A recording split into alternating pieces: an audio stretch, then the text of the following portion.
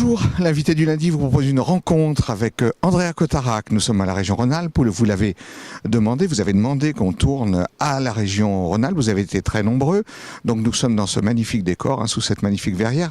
Avant de commencer l'émission, j'indique qu'au bas de l'écran vous avez l'adresse de la rédaction, surftvrédaction@gmail.com. Vous pouvez poser toutes les questions que vous voulez à Andrea Cotarac et vous pouvez réagir à ses propos pendant l'émission sur vos mobiles, puisque l'émission est aussi diffusée sur vos mobiles. Vous pouvez partager l'émission et là aussi, vous pouvez réagir aux propos d'Andrea Cotarac et vous pouvez lui poser toutes les questions en toute liberté que vous voulez à Andrea Cotarac. Andrea Cotarac, je suis heureux de vous accueillir sur le plateau de Surf TV, mais à la région Rhône-Alpes, c'est-à-dire chez vous. Merci, bonjour Monsieur Dubois. Alors, je suis donc très heureux de vous avoir. D'abord, un mot, Andrea Cotarac, c'est votre premier mandat. On a compris que vous êtes un jeune élu. D'abord, pour nos téléspectateurs, vous êtes un élu du Front de gauche. Je suis membre du parti de gauche, effectivement, donc qui est membre du Front de gauche. Mais à la région, vous savez qu'on a des groupes particuliers. Et je suis membre du Rassemblement citoyen écologiste et solidaire, donc qui rassemble à la fois le parti de gauche, Europe Écologie, Nouvelle Donne, et la force politique rassemble aussi ensemble de Clémentine Autain et des citoyens non encartés. Pour nos téléspectateurs, ça veut dire que les Verts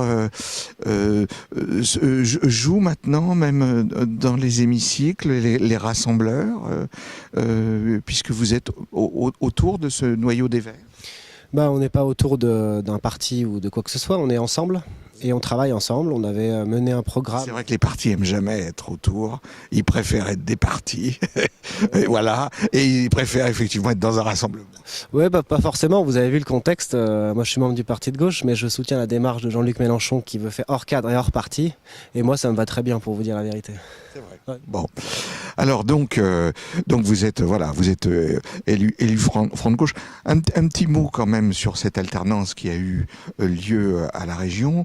C'est votre formation politique qui est l'auteur de ce changement, puisque notamment les scandales comme Erail ont beaucoup touché. Enfin, nous, on en sait quelque chose qu'on a reçu énormément de réactions à l'époque, et donc les scandales comme Erail, etc., ont beaucoup pesé en fait dans la campagne, ce que ne pensaient peut-être pas les socialistes.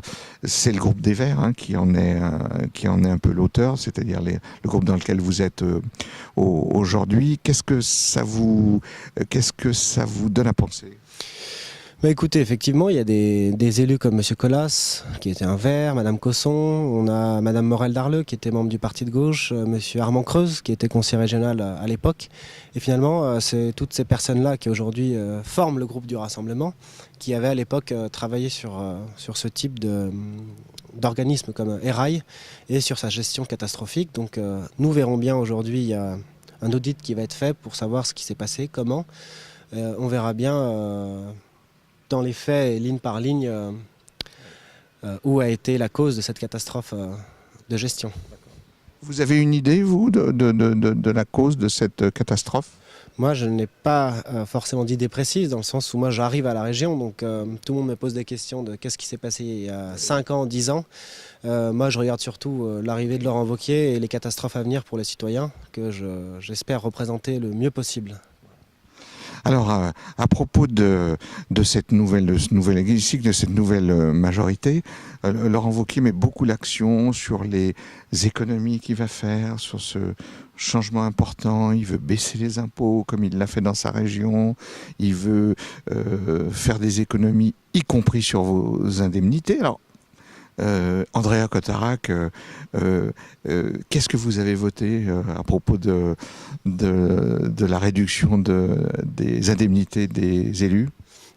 Sur les économies, s'il y a des choses, du gâchis ou quoi que ce soit, moi ça ne me dérange pas de rationaliser et de faire en sorte que l'argent des... C'est pas le gâchis qui vous dérange pas, c'est le fait de faire des économies. Voilà.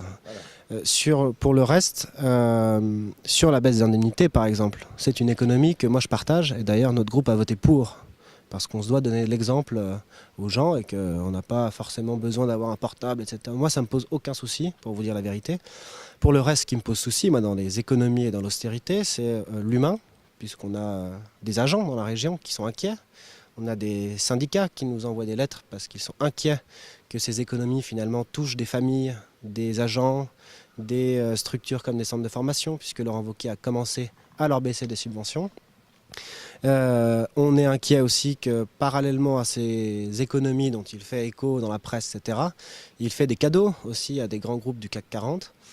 Finalement, celui qui insulte le plus les Français en disant que ce sont des feignants, des assistés, etc., M. Wauquiez, ce qu'on sait, nous, quand on est dans l'hémicycle, c'est qu'il fait de l'assistanat pour les grands groupes qui n'en ont pas forcément besoin. Je vous parlais du groupe Aubert et Duval, par exemple, où M. Wauquiez, alors qu'il avait économisé 1,4 million d'euros sur les indemnités, en a donné 1,2 quelques heures plus tard, 1,2 million à une entreprise, Aubert et Duval, qui dans le même temps, ces dernières années, a reversé 1,6 milliard de dividendes à ses actionnaires. Donc on voit bien que ces genres d'entreprises-là n'ont pas forcément besoin de l'argent de la région. Par contre, moi je connais beaucoup de Rhône-Alpins et Rhône-Alpines qui ont besoin de cet argent-là, qui ont besoin d'1,2 million d'euros, qui ont besoin d'1,4 million, c'est-à-dire des économies d'indemnités qu'on a faites pour des projets pour les TPE, pour les PME, pour favoriser des coopératives ouvrières par exemple, des projets de terrain. Voilà. Ça, ils en ont besoin, mais M. Wauquiez, finalement, a d'autres priorités vraisemblablement. Quand vous dites que Laurent Wauquiez a baissé, par exemple, des subventions à des centres de formation, est-ce que vous pouvez être un petit peu plus précis? Est-ce que vous avez des chiffres? Est-ce que vous savez qu'est-ce qui est en cause? Je ne vais pas rentrer dans le détail maintenant parce que c'est c'est subdivisé les subventions. Il y a 9 premiers versements à des centres de formation qui ont été baissés par rapport à l'époque. Et finalement, pour me faire comprendre et pas rentrer dans la technique, lorsque l'on baisse des subventions à ces centres-là, on fait en sorte qu'on laisse pour compte des citoyens qui souhaitent construire ou reconstruire un parcours de vie, un parcours professionnel, un parcours d'accompagnement. Et je crois au contraire, dans un contexte de chômage, dans un contexte où le Parti socialiste au niveau national remet tout en cause et ne protège plus finalement le travailleur, je crois que Laurent Wauquiez fait une erreur en laissant pour compte une bonne partie de notre jeunesse dans la région. Vous qui justement faites partie de la frange des très jeunes dans cet hémicycle, est-ce que vous, votre génération, vous savez que tous les plans depuis le début des septennats de Mitterrand ont tous échoué, hein, la lutte contre le chômage, et ils ont tous essayé un certain nombre de recettes, et ça a été un échec constant. Voilà, on peut le dire, constant. Est-ce que vous, après tout ça, vous avez des idées ou des solutions, parce que tout le monde parle de lutte contre le chômage, mais vous, est-ce que vous avez des idées concrètes pour le faire baisser? Ouais, alors vous avez parlé de Mitterrand, etc. Enfin, remarquez que depuis Mitterrand, il y a 2 partis qui se sont succédés à la tête de l'État. Donc toujours les mêmes, donc peut-être qu'il faut aussi un petit peu innover, à la fois dans la forme, avec la candidature de Jean-Luc Mélenchon par exemple. Je n'engage pas le groupe auquel j'appartiens, mais c'est moi qui appuie cette candidature-là. On agit différemment, de façon inédite. On est un pays, la France, qui a une jeunesse beaucoup plus forte et nombreuse que dans les pays voisins comme l'Allemagne. On est un pays hautement qualifié, contrairement au French bashing, etc. On est un pays qui a de nombreux projets, de nombreuses idées. Et je crois que c'est là-dessus et c'est en appuyant ce type de démarche, finalement, de pouvoir contribuer à un programme politique. C'est quoi? C'est aider des entreprises qui poussent? Ou c'est quoi? Comment vous faites pour... Je vais vous le dire, à la fois au niveau régional ou au niveau national. Au niveau régional, par exemple, se lancer dans l'isolation thermique de certains bâtiments, c'est relancer l'entreprise du BTP qui va mal, c'est baisser les factures des citoyens qui chauffent leurs appartements bêtement puisque c'est mal isolé. Et généralement, on remarque que ceux qui ont les logements les moins isolés sont aussi les plus démunis dans le pays. Donc voilà, ça crée des emplois. La région a aussi la gestion des déchets. Aujourd'hui, on brûle tout en faisant de l'incinération. On remarque qu'on utilise un nombre d'emplois en deçà. Je crois que c'est 40 emplois pour 100 000 tonnes de détritus incinérés. Si on s'engage dans un recyclage, dans le fait qu'on puisse refaire d'autres choses derrière, à la fois des engrais dans l'agriculture ou autre, on constate que pour la même quantité, 100 000 tonnes, on peut faire 200 emplois. Donc voilà, il y a des choses comme ça. Ça, c'est au niveau régional. Au niveau national, on remarque que la France est le 2e territoire maritime du monde, après les États-Unis d'Amérique, et que l'économie de la mer peut être un champ d'économie qui peut relancer toute l'économie française. Quand on parle par exemple d'énergie submarine, Oui. eh bien il faut de l'acier, donc c'est pas forcément le bord de mer. On a des entreprises en Bretagne qui font avec de l'algue un matériel qui remplace un peu le plastique et qui est biodégradable.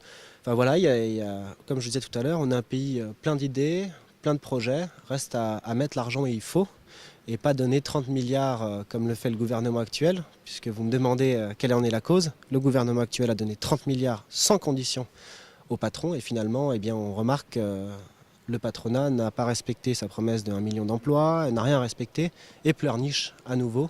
Donc voilà, c'est s'orienter vraiment vers une planification de l'écologie, vers la protection des Français par rapport à des traités transatlantiques par exemple, par rapport à une mondialisation. C'est ça vraiment la volonté politique qu'il faut faire et c'est possible, contrairement à ce que nous disent les grands médias.